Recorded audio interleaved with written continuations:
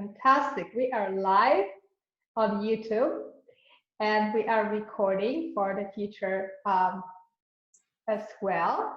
So welcome everybody. This is Monica at Empower Your Health, Empower Your Life TV. And for those of you who are listening live on YouTube or those who are listening to the recording, I have utmost gratitude for your time today because I know that there's so much competing for your attention and time, and especially in the social media. But I know and I promise that we will deliver you outstanding value today because we have a truly special guest who will bring a tremendous amount of wisdom, knowledge, and guidance for you, and will really perhaps even shift your perspectives to think about what is going on right now and what is going on in general on the planet, into a broader perspective. So Empower TV is dedicated to bring you outstanding leaders, thinkers, pioneers, and change makers in the area of individual and community health. And the single goal is to bring you inspiration to take action and empower yourself. So today's guest, Akara Sophia, is one of those people who is the true pioneer and the true leader in the world.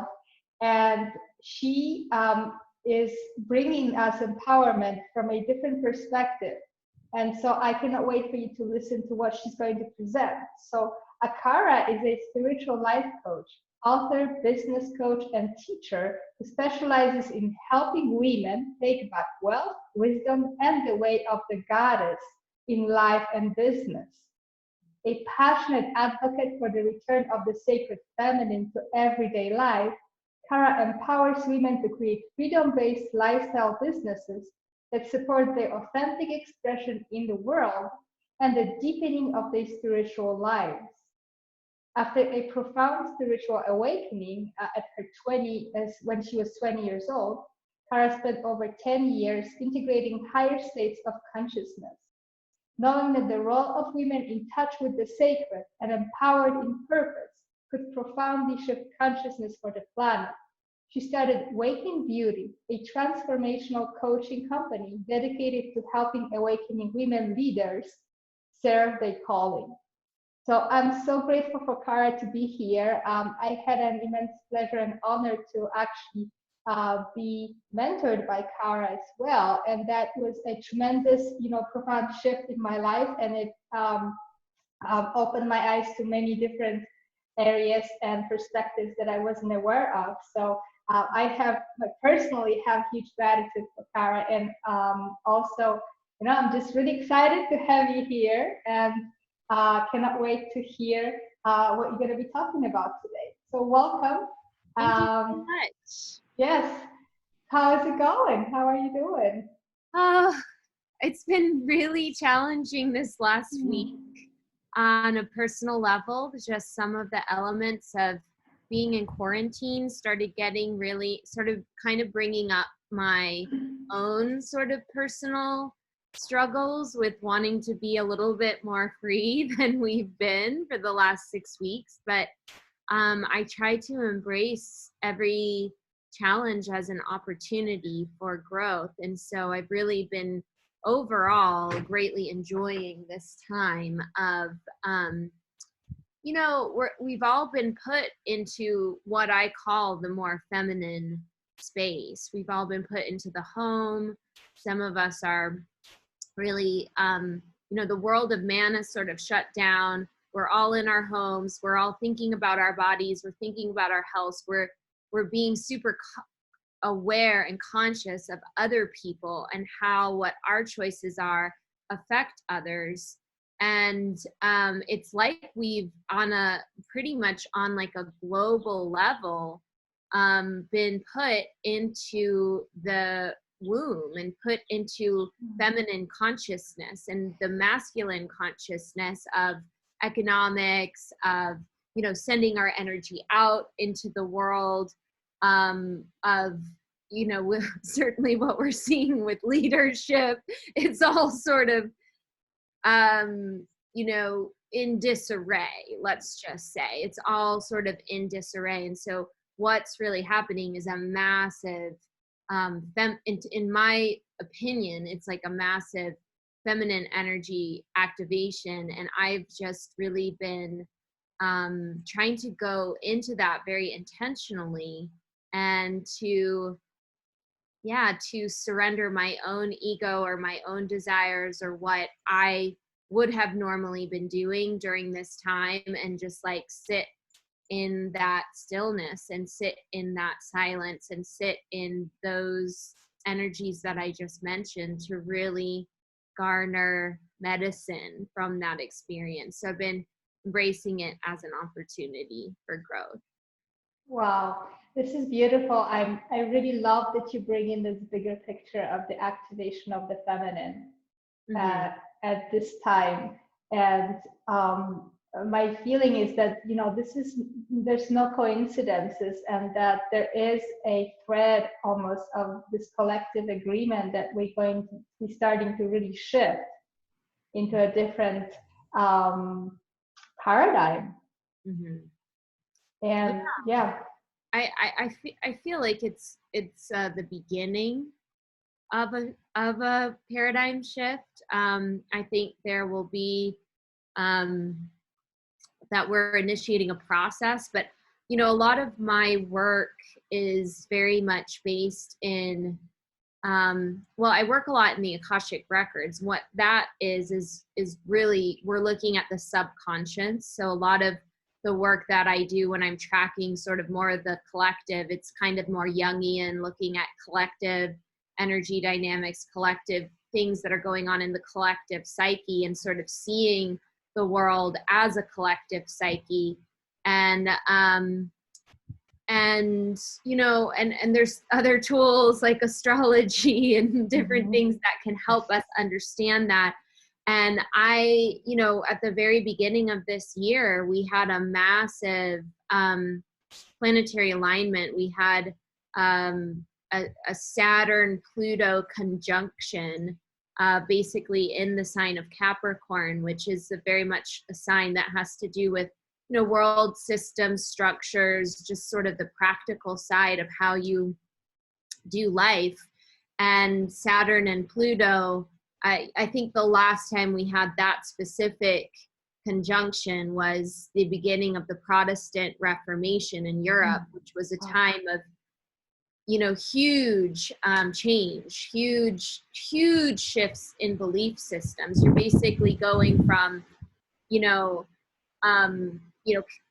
it's not just Catholicism to Protestantism that happened. That's how it was happening in the religious sphere. But we were basically starting the process of moving from monarchy into democracy, from moving to, you know, more of a, I guess you could say more of a, I don't know if I would say spiritual or a mythic way of viewing the world, into a scientific way. It was the beginning of a massive shift in consciousness for everybody, planetary wise. And I think this is going to be the beginning of something just as great, but it might take time. Like, it might not be overnight, but I think certainly something like coronavirus is going to inspire some real change in how people think and operate in the world, and how we run our civilization and our society. Yes, wow. You know, so Kara, you really think in terms of really broader systems, and you have the breadth of historical knowledge as well, and you bring the feminine tools, astrology, and you know, and many other tools that we haven't spoken about yet. But can you tell us more about your background and how, you know, how you developed those perspectives and the teachings that you share? Yeah. Well, well, in college, I actually was a literature major, but I studied sort of Jungian analysis of like literature and art and history. And I think I started really getting into how you can sort of like view the archetypes and view the like the deeper archetypical constructs of how we create meaning and beauty and challenge and experience through that. So I feel very influenced by more of like the psychoanalytic tradition. Although I'm not like a therapist, and I didn't specifically study, Jungian analysis. I studied it enough, and I was very interested in applying it to, like, to understanding myth and understanding story and understanding art and the expressions and what they really mean about, what's going on in the human spirit and in the human soul, I guess you might say. And I did write a thesis specifically on that time of the Protestant Reformation. Wow. And how Amazing. what all the art was symbolizing about. That was what my thesis was on, actually. And it wasn't just literature, it was art and literature, and about that big shift. So I guess that's why I'm bringing it forward, because it's really significant. I feel like we're in a very similar time period, and it was very similar themes to what we're experiencing now. There was actually a lot of tumultuousness, a lot of arguing, a lot of warring ideologies that took place like during, that like 150 year period. And we're seeing like very similar things. There's, everybody sort of has their own opinion, everybody's coming out, and it's like, whoa, just looking at what's going on, like, on social media since coronavirus is fascinating to me. I'm like, wow. And the different perspectives and the different concerns that people have. Some people, it's really been something that is about public health. Some of us have had, I'm outside and it's windy. Some of us have had coronavirus. Some of us have had families that have it. For others, it's really about economics and the, how does our right to continue, sort of creative exchange overlap with how it's maybe affecting the most vulnerable members in our society. For other people, it's a lot about government control and what is going on behind the scenes and what things could come out, whether that's, censorship on social media, or whether that's, microchipping or mandated vaccines, and like, how do we relate to that? And there's a lot of different opinions out there, but we're seeing like a very similar thing. So I would say that influences me a lot, my actual degree and my actual studies. But I took a pretty alternative path after that, because based on what I saw sort of going on in the academic elite, at least, and in that world, I was very, very concerned about that.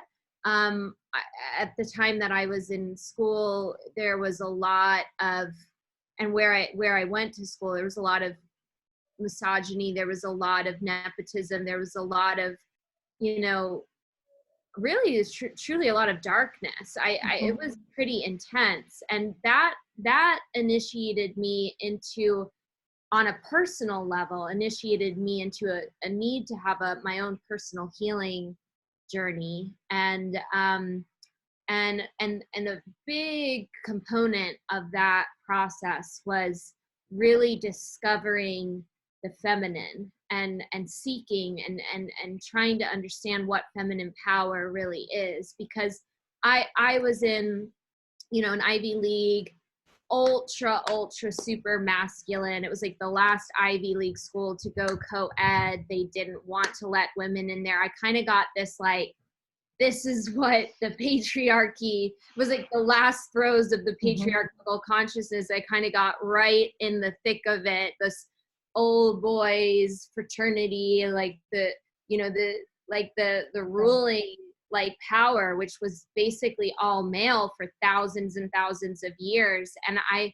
just, that experience and what I saw of the shadow in that experience really led me at first into this personal journey to heal myself and to reawaken the divine feminine and to understand what that is. And now I'm very passionate about, you know, bringing back a balance between these two principles. And where that balance needs to be realized is not necessarily, I mean, yes, in our homes, in our families, in the mainstream, but where it's the most severely imbalanced is actually in that upper echelon, you know. And when you have such a deep imbalance of too much basically masculine consciousness and not enough feminine consciousness, and that's what, you know, the whole civilization is living under a system that is like that,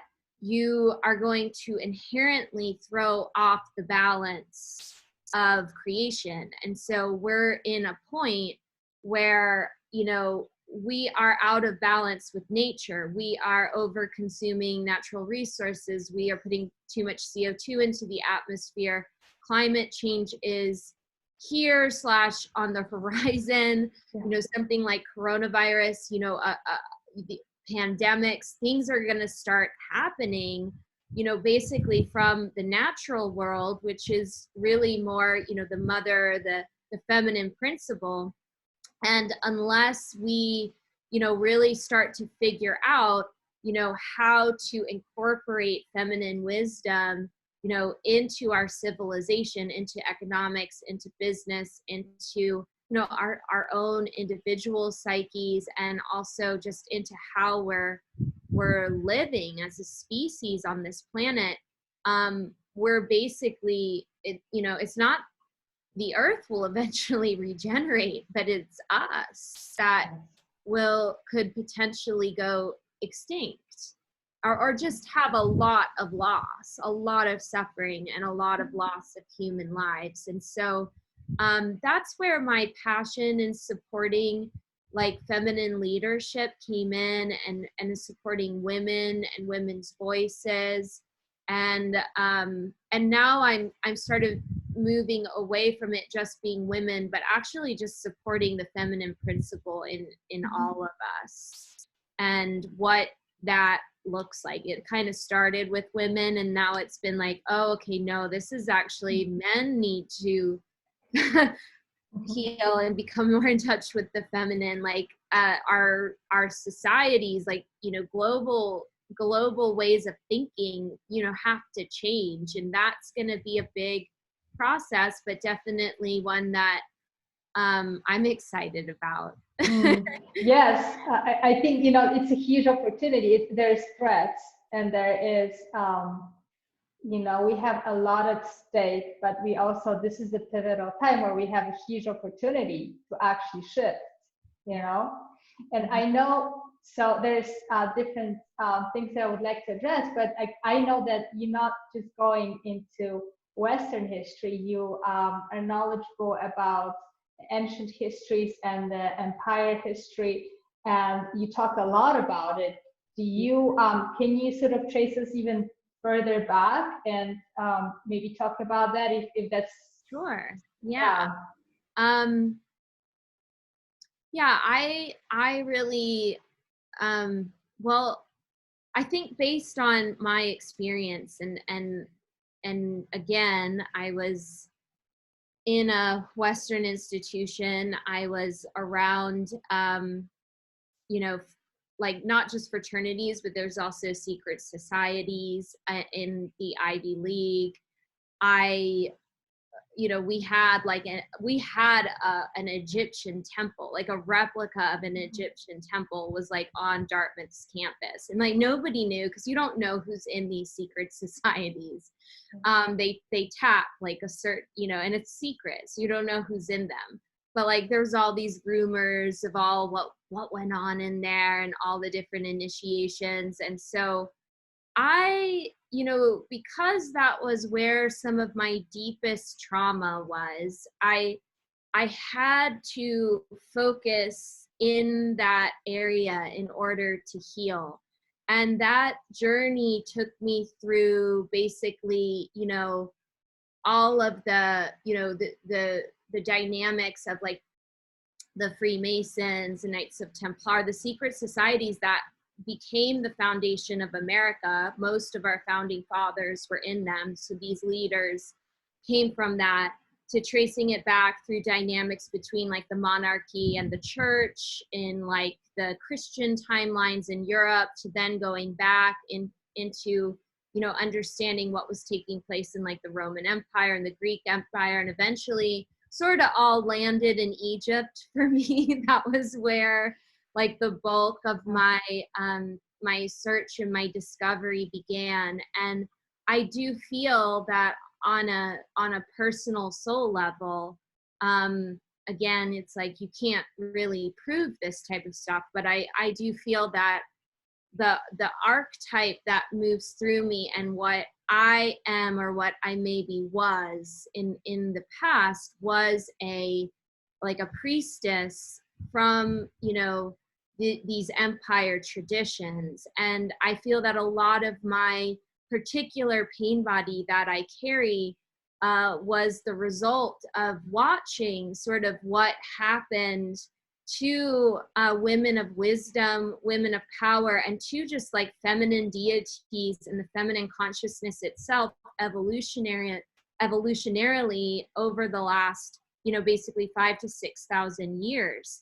And what I basically discovered is that there was a time, you know, before, I guess you could say before the current history, the current understanding of the history of mankind, which only goes back to about 5,000 or 6,000 years. Yeah. But I really found that, you know, at that kind of birth of civilization timeline, when I was really in the Egyptian tradition, that there was actually, you know, very, very powerful priestesshoods. There was actually, I'm not sure if I would say it would be matriarchal. I think there was still a huge like focus on the divine masculine, on the pharaoh, on, you know, Egypt is certainly, you know, they're very into structure and technology and pyramids, and, you know, they're not like the Druids, which was all earth magic, very, very deeply feminine. So they were very focused on, you know, that divine masculine principle. But what I discovered was that at one point that masculine principle was basically seen as coming like from this deep like earth mother. It was seen as being the steward and the protector of creation.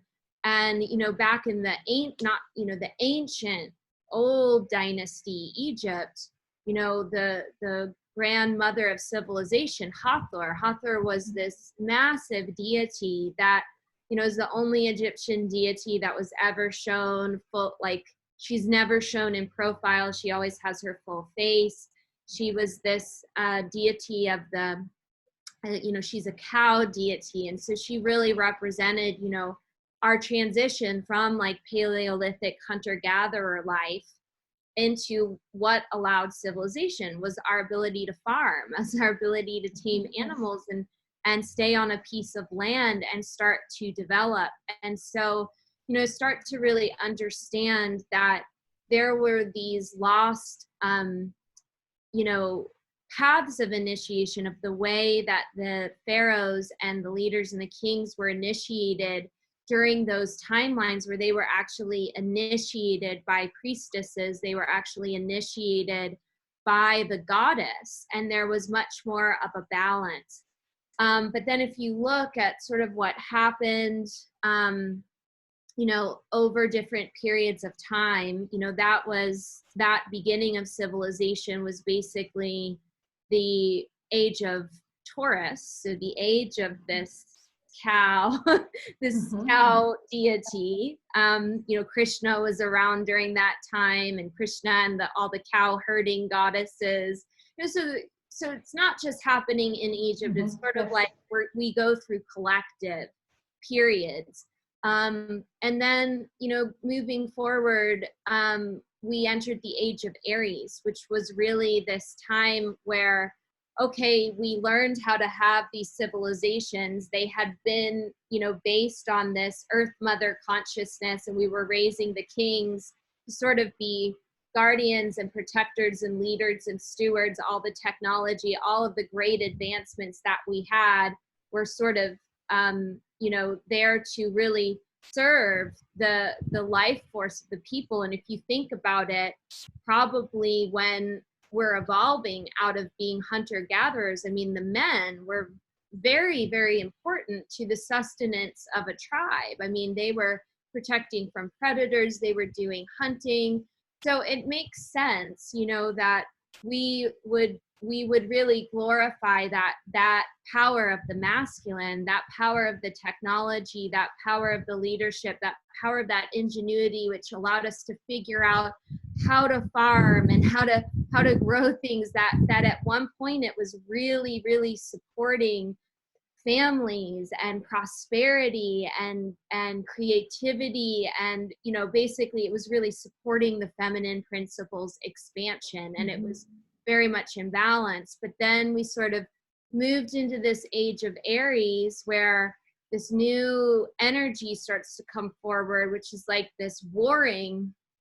Aries is the god of war, and this ultra masculinized. At that point, we'd sort of raised up these kings. We all gave them honor. We loved them so much. And then it's like the male ego just kind of, when it took over, and it was the age of warring empires. And, you know, we see basically what we start to see during that period is we start to see the rise of these new all male cults of power. So in Egypt, we saw the rise of the Amun-Ra priesthood. During this time, the Jews, you know, started taking out the Shekinah, started taking out Asherah, started taking the goddesses out of their traditions and going to Yahweh, going to this one male God. And it was sort of like, whose God is going to be the most powerful one? And, you know, what you see happen in the priestesshoods during that time is that, you know, Hathor, who sort of had this like sovereign, you know, mama, like she was a divinity in and of herself, you know, she sort of moves into being Isis. And Isis is again, she was sort of the grandmother of Egypt during that time, but she's defined a lot more through her role of being a wife and being a mother. So feminine starts to be defined not in and of itself as being sort of a grace or a power, but how does the feminine serve the masculine? And that became more of how feminine identity was understood. And we're all starting to worship these male gods, but it's, you know, it's what happens to the masculine principle when it's disconnected from the feminine. You know, men and masculinity has, you know, its drive is to realize itself. There's a lot of, you know, the male hormones generate a lot of competition, generate a lot of aggression, whereas female hormones are more about sort of creating these soothing kind of pleasurable feelings and attuning, you know, people to one another. And when we're losing that, we only have like this masculine sort of power structure. There's going to be a lot of stress. There's going to be a lot more conflict. There's going to be a lot more, you know, disruption.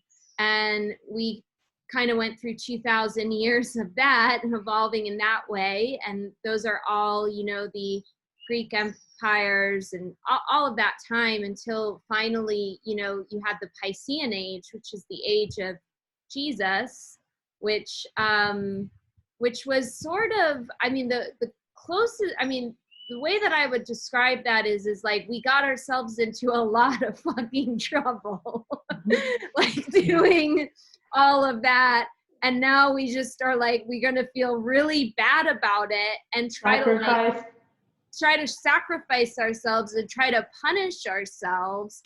And, you know, the earth really went into a dark age. I mean, the Roman Empire fell very shortly, you know, after the age of, you know, very shortly after Jesus's time, the Roman Empire falls. we go into this sort of dark period where we don't know, there's not really much going on, but there is a massive, you know, patriarchal church that's sort of punishing everybody, like, hey, everybody fall in line. We've all been really, really bad. Like, just surrender. And I mean, the feminine during this time is just everything's being blamed on her. Your problem, like, get, you know, Eve cast the world into sin, you know, like Mary Magdalene, we don't even know about. We just think she's a prostitute, a woman possessed by demons. We don't have any. We're lost. We totally forgot the feminine. She's gone. She's just blanketed out of our consciousness. So I talk a lot about these Magdalene wounds being like, you know, the shaming, the demonizing, and the casting out of the feminine. At that point, we were just like, goodbye. And if you are to ask me about this new age, because we are starting a new age, this is the beginning of the age of Aquarius. And Aquarius is a sign that's very, very much focused on social, humanitarian, the wisdom of the collective and service, you know, service to the collective. It's also an air sign, so it's, you know, going to be a lot about the development of the mind and communications, and we're seeing all of that. I mean, with like internet technology and, you know, information products. I mean, information is incredible right now. It's like the best. If you like to learn and study, this is a great time to be human. And so I feel like we're trying to figure out like how to bring about this new civilization where we're going to be able to understand, like, operate in a collective state of well-being instead of an individual state. But in my opinion, like, we're not going to know how to do that if we don't really start to re-embrace the divine feminine. And because that's what she is, you know, she is the wisdom of how do we create a family, you know, and harmonize and nurture everybody in a family. She's the compassion. She's the principle. Instead of the one, she's the principle of the all. She's the principle of, you know, these she's the principle of nourishment. She's the principle of the body and the material life and our humanity, really. And kind of, you know, there's something about the masculine, you know, and the masculine deities, they lead us to the transcendent, right? That the masculine is leading us to the transcendent. But there's also an immanence that you can reach through the feminine, and that actually comes through, you know, honoring our humanity and honoring the limitations and honoring the pain and the suffering and the you know, like, okay, we only have so many resources. How are we gonna all have our needs met? And that, what I think, we're so trained in this masculine consciousness that when we think about even just orienting ourselves more to that, we all get this like, oh, it's gonna limit me. I'm not gonna get what I need. We've seen this like narcissistic struggle going on where it's like got all these like leader, like, well, our president right now is a really good example, but like where they're trying to keep this like individual pursuit of destiny, freedom, path alive. But I think what we need to understand is that there's actually levels of freedom and levels of beauty and levels of value that we can experience through attunement and even surrender to this more feminine wisdom way that, you know, will ultimately make us a lot more happier than what we've been trying to do, which is kind of go this individual pursuit of destiny path, just all about what I want, what my, you know, my freedom, my rights, all of this. And it's actually creating a lot of suffering. Like we're having, with addiction is an epidemic, like in Western civilization. And it's like you're getting everything you want, but you're not getting full. You're not being really truly satisfied. And it's like, and then you just need more, and you just need to keep getting more. And so when we're looking at how do we heal this, like with this, basically this masculine principle is unconsciously exploiting the feminine. We know that's happening. We know it's happening from everything that goes on with Me Too, everything that's going on with like nature and the environment, and using up resources and putting toxic chemicals into the oceans and plastic building up. We know that it's happening, but like when we're really, really getting into the dynamics of like, how do we change? I really feel like there has to be this like surrender to the feminine, to be quite honest, like, and that, like, to just kind of tie it in full circle with what's going on with coronavirus. That's what it's doing. It's like, yes. stop going out, stop consuming, stop making so much pollution and doing all this stuff, and like just go back into the home, go back into the individual family unit, go back into yourself, and we need and think about how you're, and there's that component of what's happening with corona, where we're doing that because we're being considerate of other people, and not wanting to overwhelm our hospitals and wanting to reduce the death toll. So we're getting a training in the feminine, which I think is really beautiful. I still feel like most of us are probably resisting it. Most of us are probably kicking and screaming, and or just getting really afraid because we've been so dependent on the man. We've been so dependent on the masculine principle to meet all of our needs to survive. And so there's a need to really open and realize this. It's probably going to seem like something we've never even realized before. That's why I say it's like an evolutionary leap in consciousness. And that's what I've been taking this time with corona to just do within myself, and with my own, my own little ego, my own masculine, my own. I've just been like doing these meditations of like letting that masculine part of me like surrender into the feminine, and just kind of holding that for the planet, because it's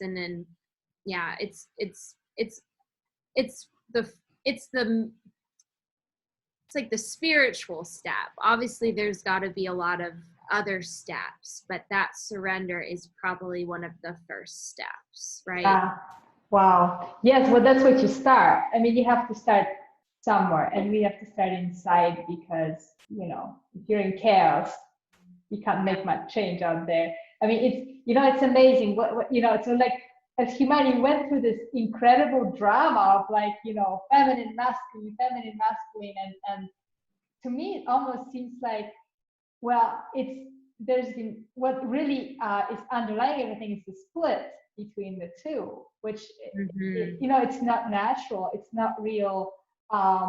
It is in many ways, I think it's artificial. It's been split, like splitting an atom, and so this is not our nature. It almost feels like too that on the collective level, there's because of this drama that's been going on for millennia, there is a huge amount of shadow and a huge amount of fear that is just underlying everything, and that maybe is making it harder to actually go release into that space of the embrace of the feminine, and also really let go, because the fear, being subconscious, is holding us into that stance of like struggle, and like just, oh no, I can't really let go, because I'm afraid that if I let go, it's going to be again a disaster. Something's going to happen.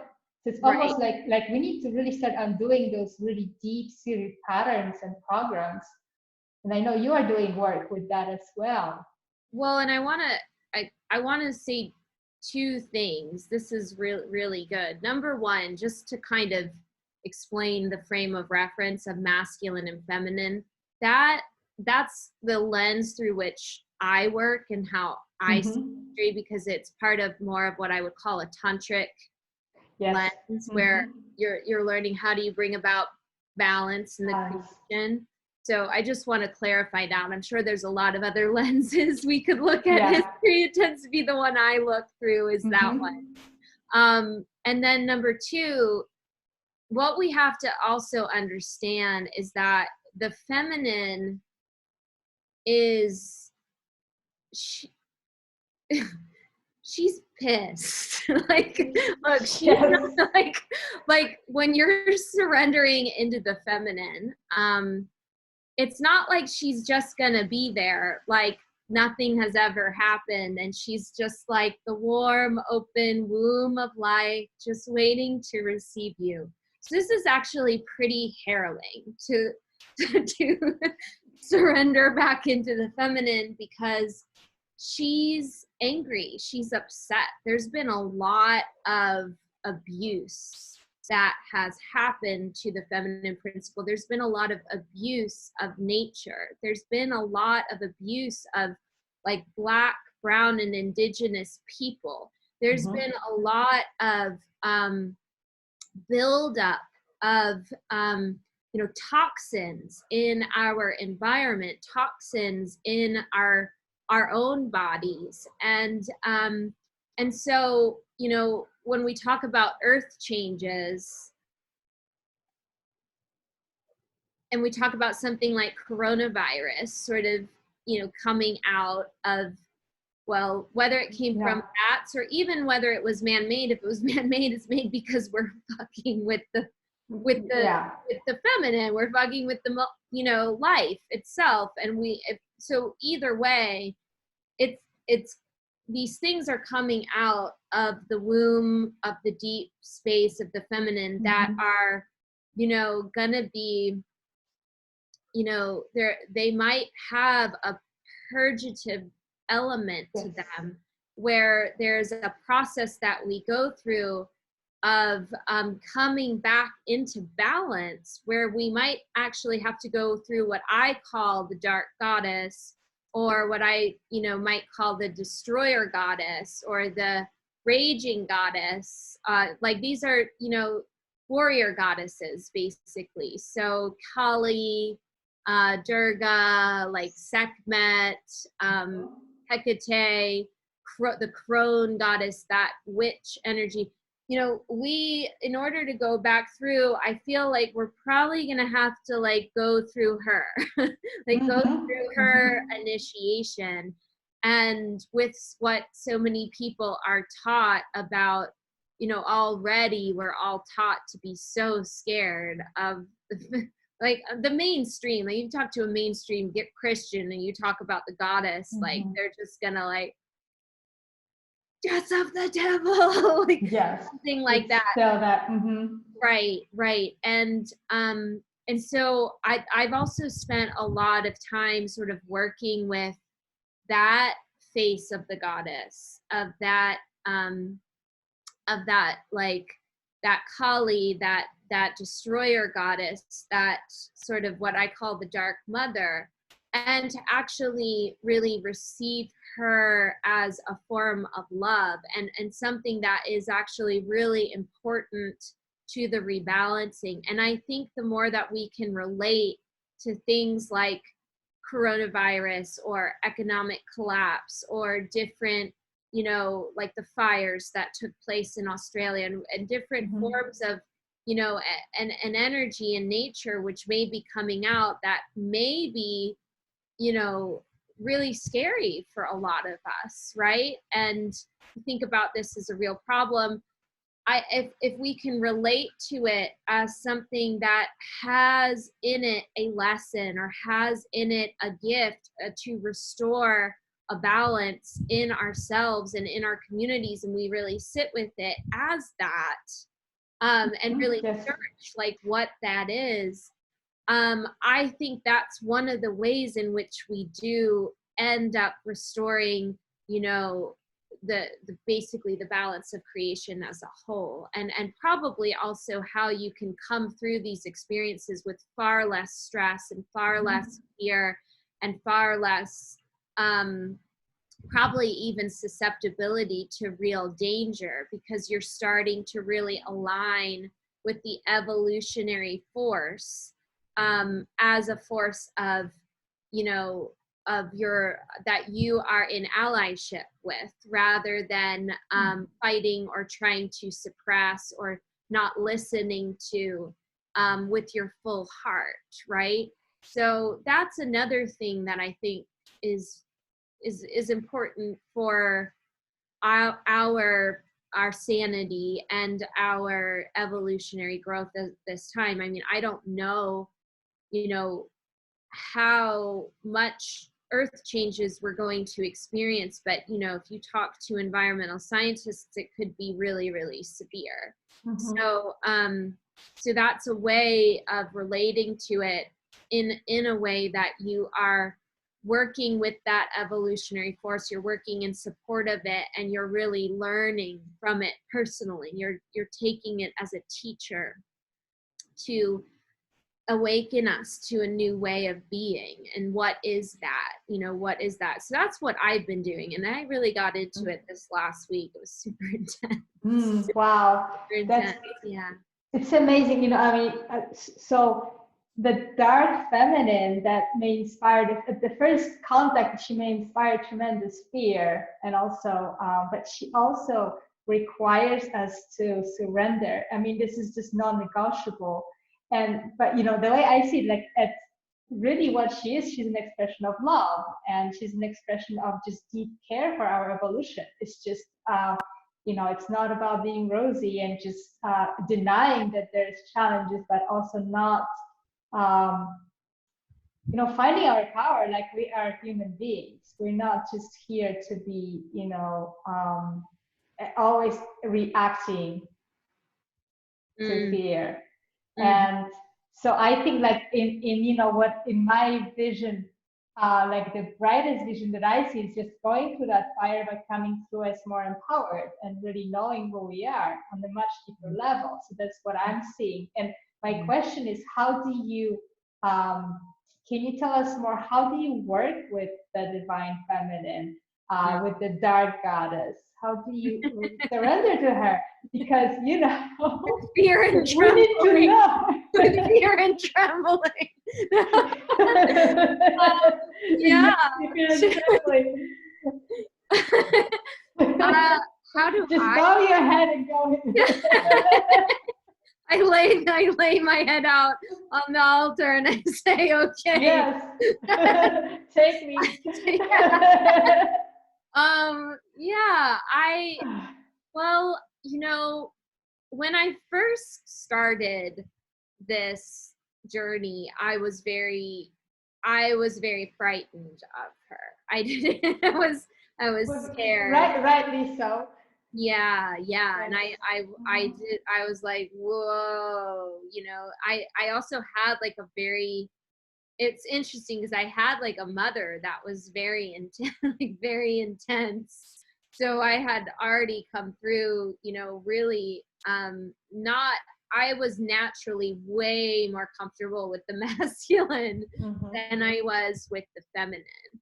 And so it had to be something that I really intentionally, like, set my intention to, like, sort of turn my focus towards that and honor it. So, you know, I would say the first, you know, ways you can do that is by, you know, setting, I set up altars in my home where I'll sort of put those Kali, those different deities on the altar.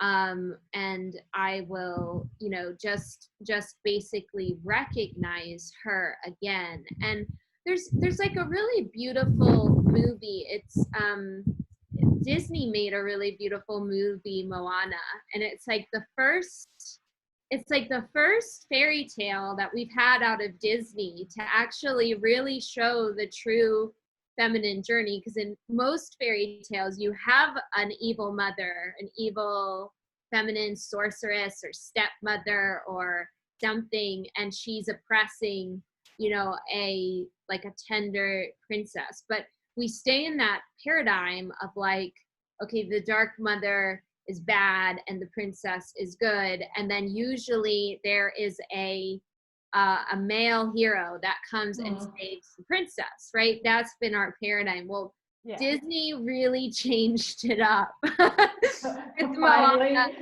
Yeah, it was the first Disney movie where you had the same thing. You had the young feminine Moana. She was the daughter of the chief of this, you know, Hawaiian tribe, and there was this very dangerous volcanic sort of dark feminine force that was she was like consuming all of the islands, and Moana had to go on this quest to heal this, I can't remember what they called this entity, and I'd call it an entity because it did not even look like like the feminine. I don't know if we really knew what it was, but it was like a demon, basically a fire volcanic demon, and she had to go on this quest to heal it. And she did have a male counterpart that was also the hero. But it was so interesting because the way they did it was that actually he caused the imbalance. Like he was sort of this like demigod, and he had thought he was doing some good things for humanity, and he had stolen like a sacred treasure to give to the people, and it had caused like the world to go out of balance. And so he had to be her sidekick. He had to help her. But it's funny because he was still that, you know, he's still that like, hey, I'm the hero, da, da, da, da. But he didn't actually save Moana in the end, but he was necessary. He was necessary to help her on the journey. But how this particular fairy tale ended was not that the knight in shining armor, the hero, slayed Maleficent or slayed the nasty dragon. But there's this beautiful scene where like Moana realizes at one point that this demon is actually this lost goddess Tafiti, and the what she's missing is she's missing this jewel in her heart, which the hero had stolen, you know, to save society. And it's just, I mean, I cry. I'm gonna cry now thinking about it. But like, she opens herself to this this scary monster, but she opens her heart to it from a place of like, I see you, you know, I see who you really are. And there's even like a beautiful song, you know, Disney, they've got the best soundtracks that they wrote for this. And like this dark mother is like coming at Moana. You're like, oh my God.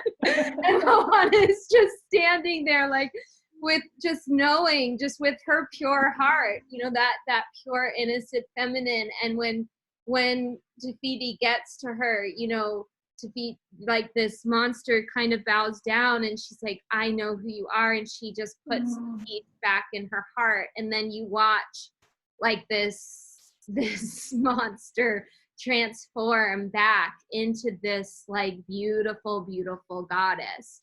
And I think that like we need training as a species in how to do that, because we don't know how. And I mean, yes, you can worship her on like with your altars. I also, you know, I kind of I feel like we need to listen. We need to listen to, you know, women in pain. We need to listen to the Me Too movement. We need to listen to, you know, indigenous groups. We need to listen to racial justice groups. We need to listen to the cry of, you know, when we see these fires, when we see these plagues coming out, we need to listen and we need to respond from a place of compassion and really what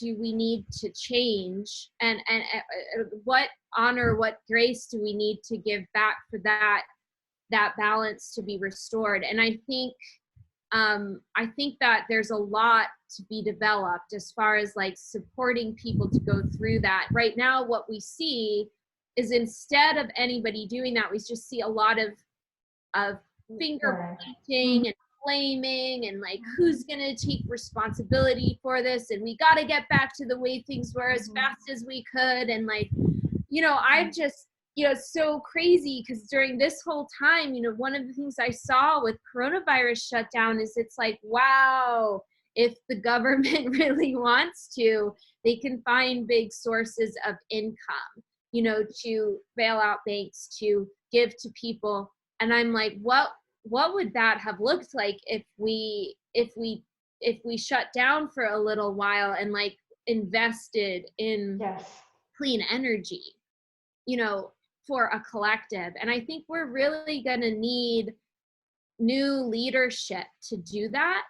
And that leadership, again, just like the Moana movie, it's probably not going to be, I'm going to get the people what they want, like that type of masculine hero anymore.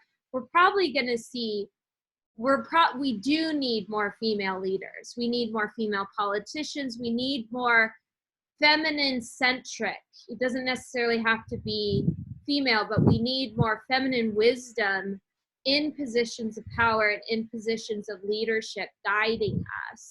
And so, I don't know if that's going to happen right now. And I just kind of be like, hey guys, like, you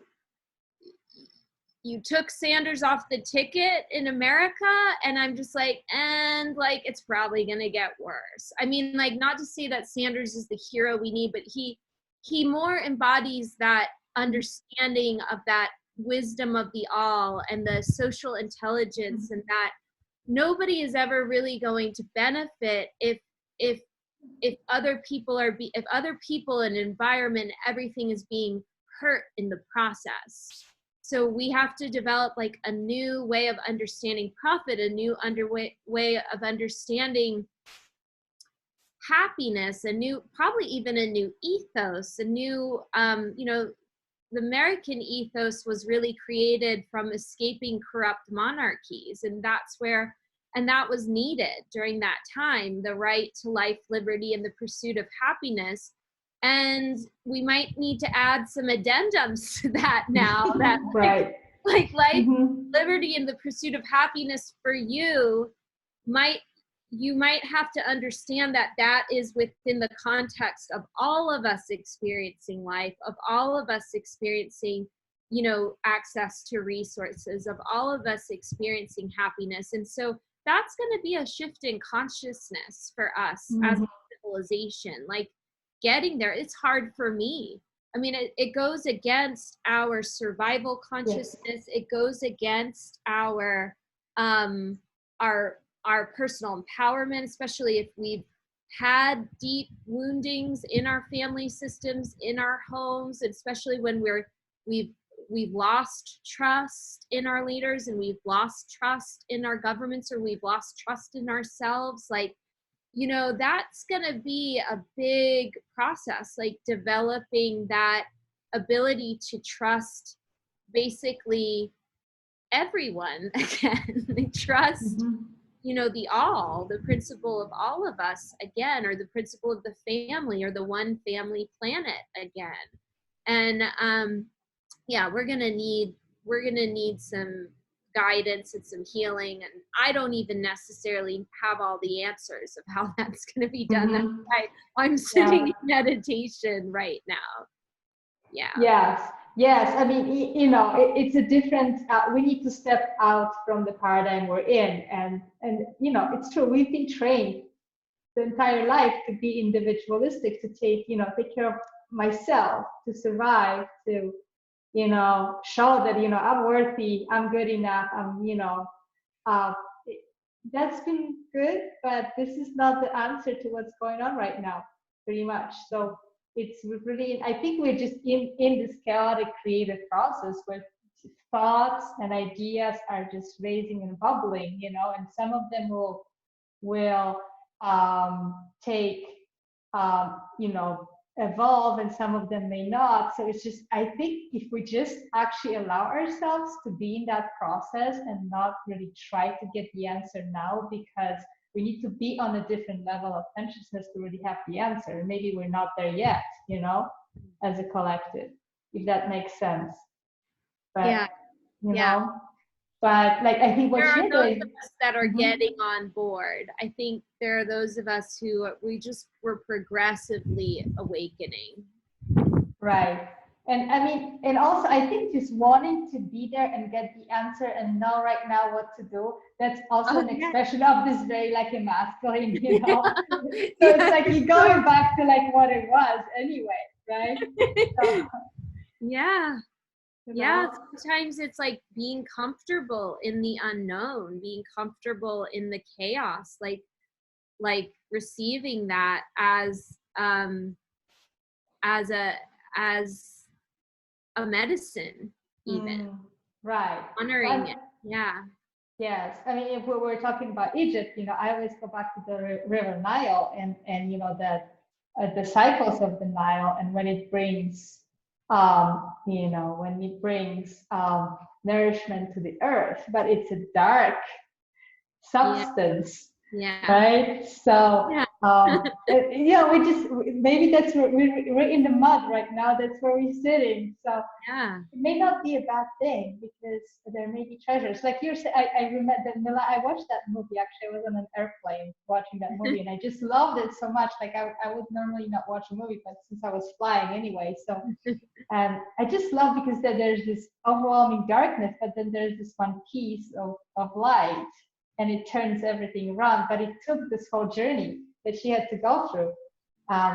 To be able to do that, to be able to offer that gift. So you know, maybe right now we're just in the journey.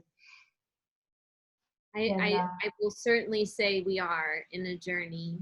We are. And that gift is, you know, it comes from the heart, and it was compassion.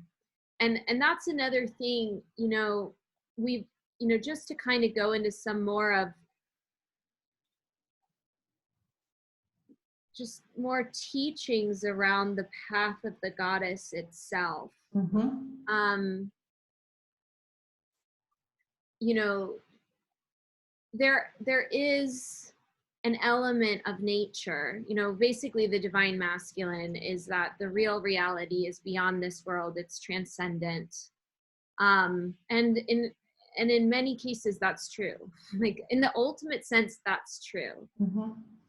What a tantric is about, and tantric is really more the spiritual path that I'm on, is that we also believe that transcendent reality can be realized in the flesh, in the body, in everyday life.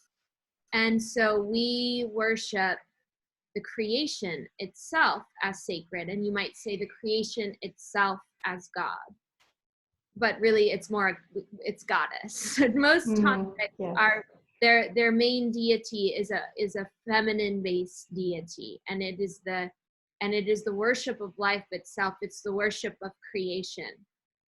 And you know, when you look at creation, it's never perfect. And there is a force in creation that is what we might call evil. And it is always in creation. So the mother is not without the shadow. The mother contains the shadow in her. She's not without it.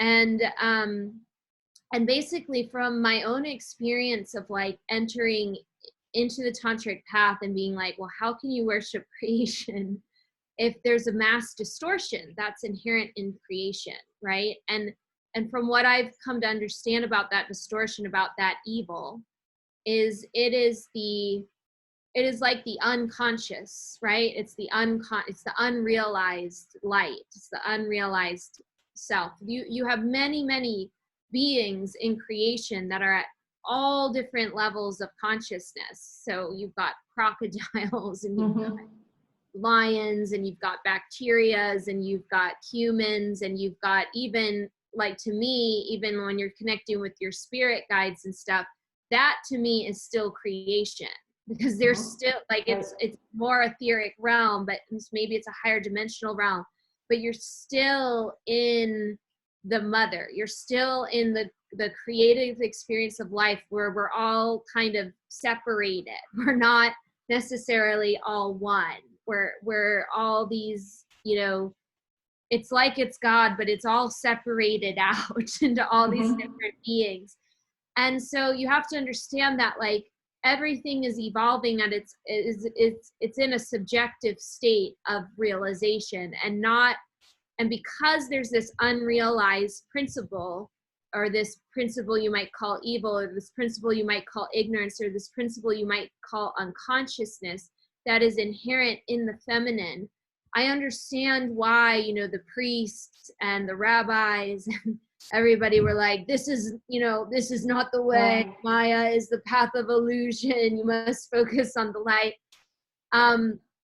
But here's a teaching that's more of what I've learned from my relationship with the mother, and from my relationship with the goddess. And that has necessitated that I really come into an understanding of evil, or an understanding of unconsciousness, or like a confrontation with that, in a way that could provide resolution, and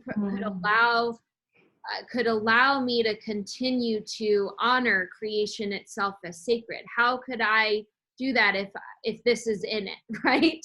How can I do that? And this is what I really found. And it's that principle of ignorance, and in more of the Buddhist traditions, they might call it suffering. They might call it, you know, that principle of suffering, that nothing stays the same. Everything's always changing. You're going to age, you're going to die, you're going to get old, bad shit's going to happen to you. Like that principle, if we resist it, right? If we say, oh, this shouldn't be here, I should just be perfect, I should just, you know, not have that part of me. It almost, or if we like attack it and stuff, I don't want that to be there. It almost like strengthens it. And what I found is that the way of the mother, and the way she relates to that, is really, really through compassion. It's really through, when you meet that shadow, or when you meet that ignorance, when you meet that unconsciousness, whatever it is, when you meet it with compassion, first in yourself, but then in others, it changes. It becomes something that no longer is a force of division, but it actually can become a force of reunification. And we see this when, you know, I had experience in my early life of being in 12-step programs, and like people coming in and bringing their pain body and bringing their shadow. But when we had this attitude of forgiveness and this attitude of compassion, in the way that we met the shadow in ourselves and the shadow in others, it started to create this tremendous bond, this tremendous love between each other. And that's what the ultimate path of the mother is it's a path of love. It's a path of compassion. There's no way that you can really like honor creation itself without like a tremendous amount of compassion. And again, that can get distorted because there are real predators in the creation, and sometimes you really need to protect yourself from them and whatnot. But then there's sort of like ways of doing that where you're still honoring the compassion, but you're also protecting yourself. But I'm just saying overall, that's like how we're meant to relate to that dark goddess, or how we're meant to relate to that pain body that is inherent in nature, in creation itself, or that unconsciousness that's inherent. And that becomes the path. That becomes like how we learn. That becomes how we grow. And it's funny to me because Jesus, I mean, we live in a Christian society, a Christian civilization overall, but Jesus to me this is something that I teach, is that he was a full-blown initiate of the divine goddess. That's actually what he was. Yes. He was a master of what I would consider the Egyptian priestess path. But like, he was a master of the goddess, and to me he's also an ultimate form of tantra, because he's the God realized within the man. But how does he get that way? Is he got that way like through compassion, through love, through forgiveness, through tolerance, through like a continual meeting of that shadow or of that pain body with that energy. And so there's like a huge cognitive dissonance, because most of us have been taught many, many aspects of the way, like through our Christian faiths. But because we haven't been taught it from the perspective of the goddess, and we've only been taught it from the perspective of the Father, that becomes an ignorance, right? That the ignorance of Christianity is, well, you need to be pure, you need to be saved, or you need to be of the light before we can accept you. And that's how Christianity has caused so much harm, going around and force converting people through fear and shame and hatred of difference, instead of the real practice of what Jesus was. And I think a lot of that comes from not having it integrated with an understanding that it's a tantric path, and that it's like Jesus was a high master of the goddess and God, but he's the union of both of them. But let's talk about the goddess that's inherent. And I think that can be maybe a template that we carry with us, as far as like, how do we respond to what's going on in creation, what's going on in our civilization, what's going on the earth, like during this time. Wow, it's beautiful. And then, what I'm hearing in your words too is that perhaps the understanding of compassion, it's been very distorted. We talked about the Piscean age, and there was like the glorification of suffering, and that sort of got all mixed up, because compassion is not about suffering, and it's not about denying yourself. It is about true surrender, but true love as well. It's also empowering, and it is sort of all embracing. So it's not about the sacrifice of myself versus being compassionate. It's something much more it brings those opposites together in a way too. Yeah. If that makes sense. So I think if we also make that step to like redefine what compassion and love is, then we're much better equipped.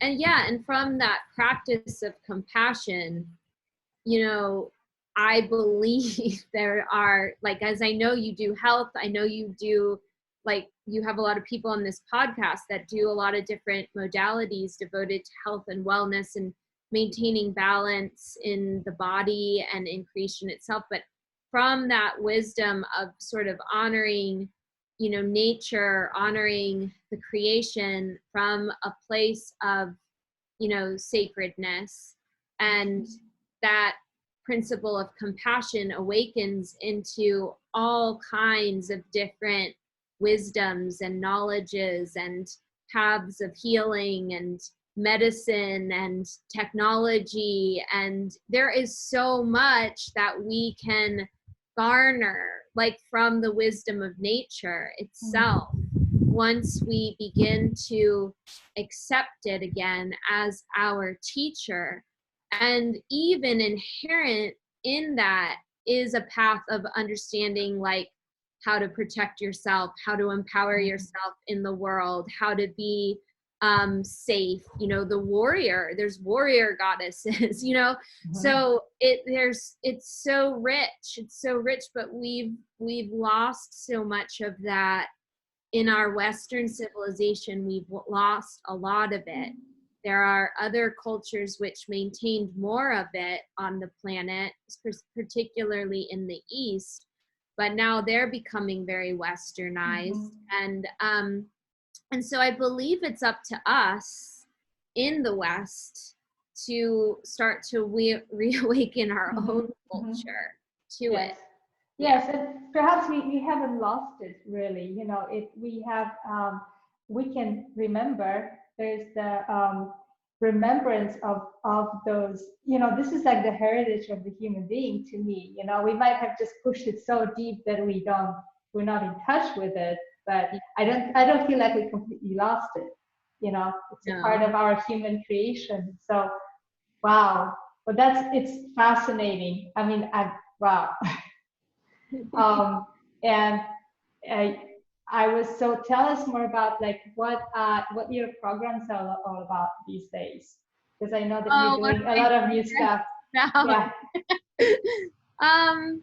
I'm going to be doing a program that's more like just to completely change gears here.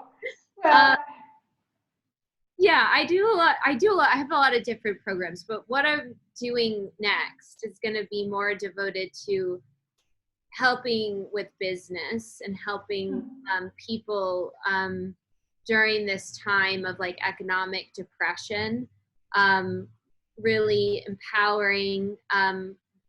I have a program called Sacred Wealth, and I'm very passionate about sacred economic practices. And I think since there is a global depression going on right now, to me, that's always a time when sacred wealth can be better received by people. And it's the medicine that I feel like is part of, you know, healing that. So I'm going to be focusing more on the Sacred Wealth Academy. And that is that whole path and that whole practice of like sacred economics, sacred business practice. Basically, I studied a lot of tantric, sacred sexuality, sacred relationship principles, and I did that with the intention of applying it to business. So how can we take what we've been developing to heal, you know, our relational body and our, you know, how we love each other, literally, you know, that's more sacred sexuality, and that's more sacred love and sacred relationships. And how can we apply that to business? And that's what the Sacred Wealth Academy is based on. And it's based on understanding economics and understanding leadership and understanding wealth from the wisdom in a harmonious relationship with the feminine. So it's a lot of, you know, a lot of businesses, we're using more the masculine principle, we're using more the king consciousness, but we're integrating it with the feminine. So that's what I'm going to be doing next. And I also have a lot of just free seminars and things connected to the priestess path, connected to the Magdalene wounds on my website, which you can go to. It's wakingbeauty.com.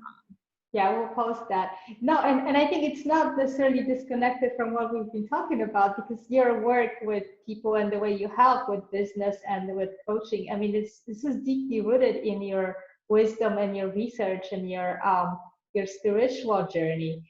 So yeah.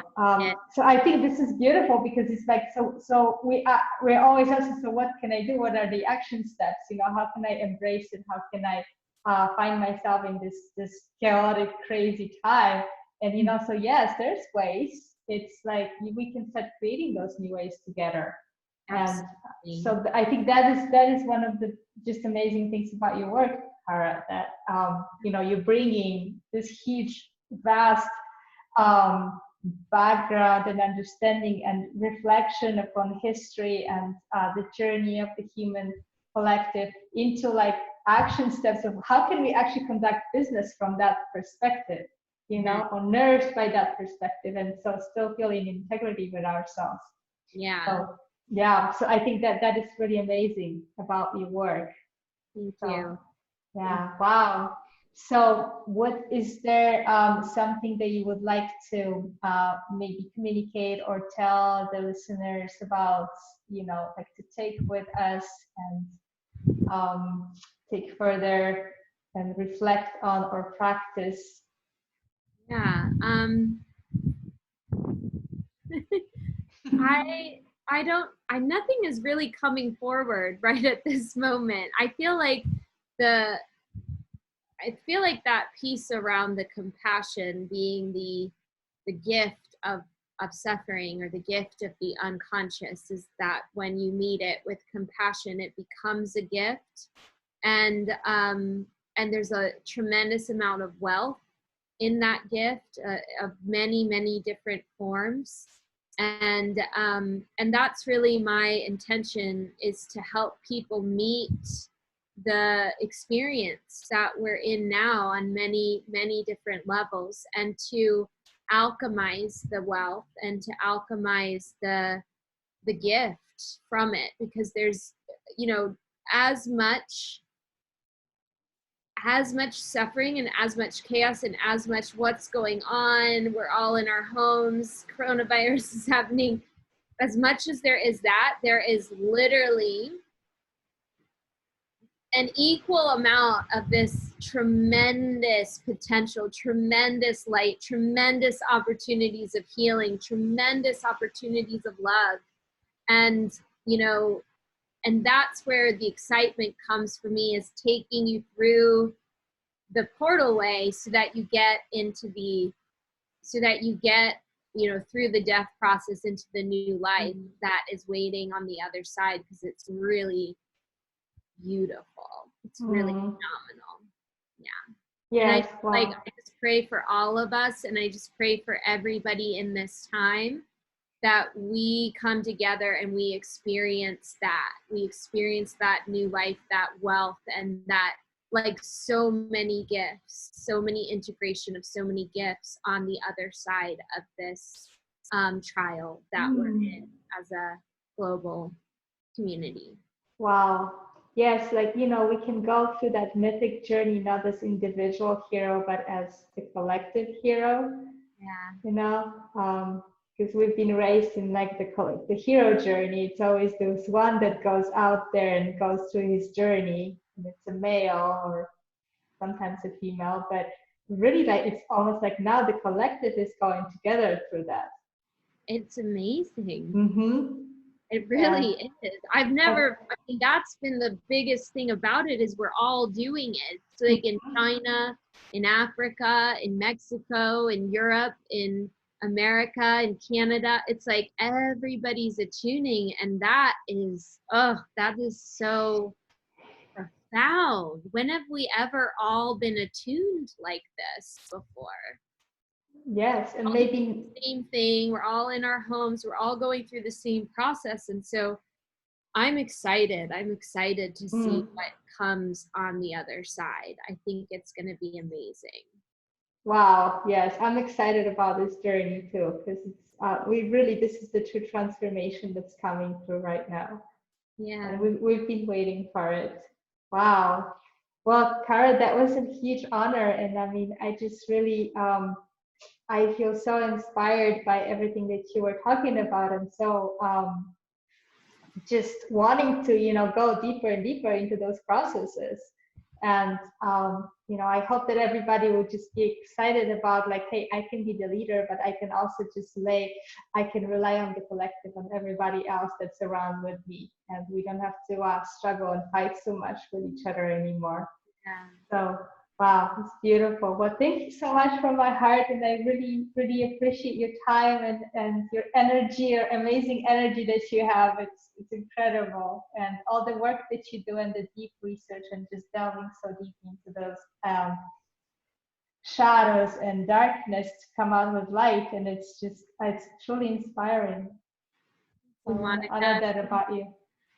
Thank you. I received that, and I just want to thank everybody that listened too. Thank you so much, and thank you, Monica, for doing this series. I know you're bringing a lot of empowering and inspiring information through for people. So thank you for your service. Thank you so much. Well, be well, and I know we'll talk soon again. And we're just wishing you a beautiful day. And wow, it was a true honor. Thanks, Kara. Bye. Bye. Bye.